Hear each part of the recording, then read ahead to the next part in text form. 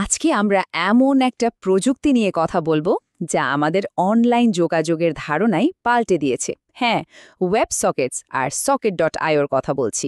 আমাদের real time chatting অ্যাপের পেছনের আসল ম্যাজিক।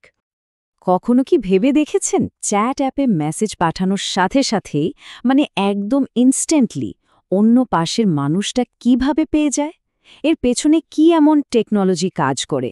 চলেন আজকের এই আলোচনায় আমরা সেই রহস্যটাই ভেদ করি।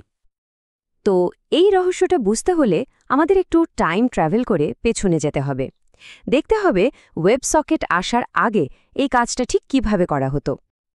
ধরুন নামের একজন একটা মেসেজ পাঠালো।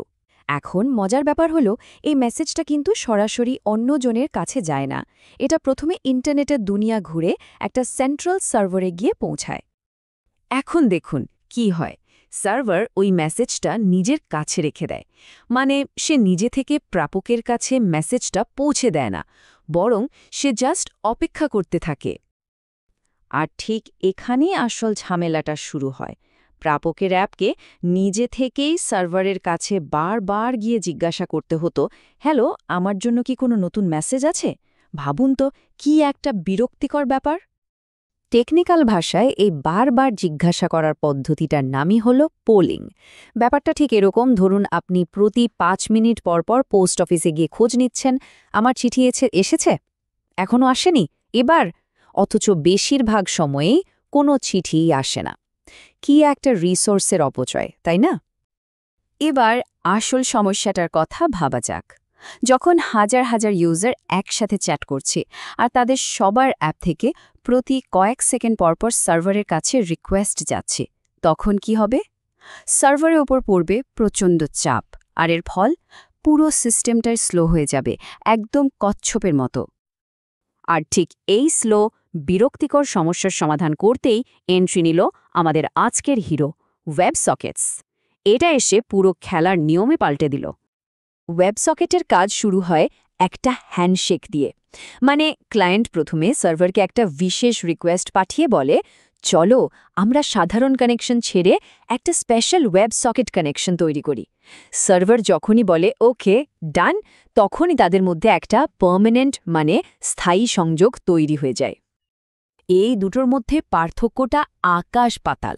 পোলিং হলো বারবার কানেকশন তৈরি করা আর ভাঙার একটা বিরক্তিকর চক্র, কিন্তু ওয়েব সকেট এটা হলো একটা ডেডিকেটেড হাইওয়ের মতো।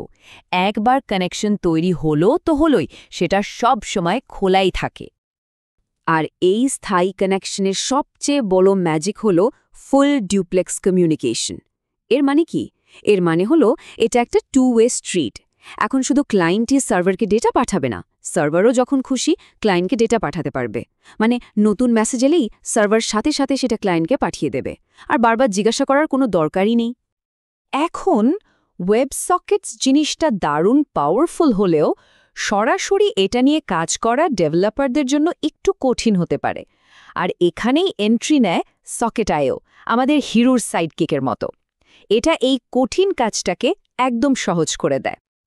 তো সকেট.io আসলে ওয়েব সকেট টেকনোলজির ওপরেই বানানো একটা লাইব্রেরি।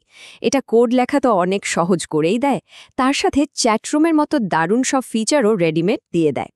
আর এর সবচেয়ে বড় গুণ হলো, ধরুন কোনো পুরনো ব্রাউজারে ওয়েব সকেট কাজ করল না, তখন কোনো চিন্তা নেই, সকেট.io নিজে থেকেই পোলিংয়ের মতো পুরনো সিস্টেমে সুইচ করে নেয়। অ্যাপটা সবসময় যে কোনো পরিস্থিতিতে কাজ করবেই। আর এটা শুধু নোড.js এর জন্য না, জাভা, পাইথন, পিএইচপির মতো অনেক ল্যাঙ্গুয়েজও ব্যবহার করা যায়। আচ্ছা, এবার একটু দেখা যাক এই অসাধারণ টেকনোলজিটা আমাদের প্রতিদিনের জীবনে আর কোথায় কোথায় ব্যবহার হয়। শুধু চ্যাটিংই না, ভাবুন রিয়েল টাইম মাল্টিপ্লেয়ার গেমের কথা, যেখানে আপনার বন্ধুর মুভমেন্ট সাথে সাথে দেখতে পান।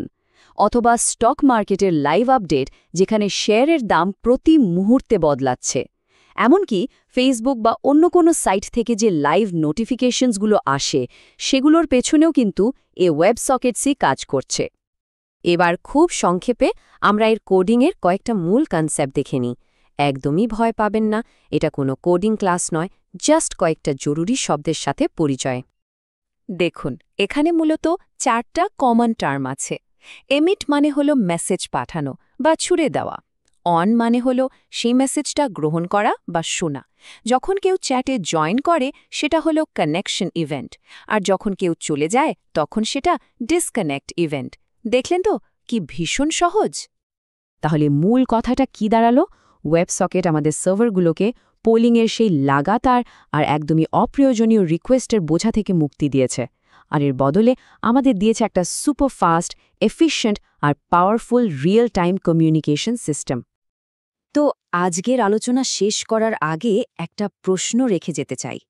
আমরা যে ইনস্ট্যান্ট কমিউনিকেশন, লাইভ আপডেট আর রিয়েল টাইম গেমের জগতে বাস করি, ওয়েবসকেটস ছাড়া কি এই দুনিয়াটা কল্পনাও করা যেত? এটা কিন্তু আসলেই ভেবে দেখার মতো একটা বিষয়।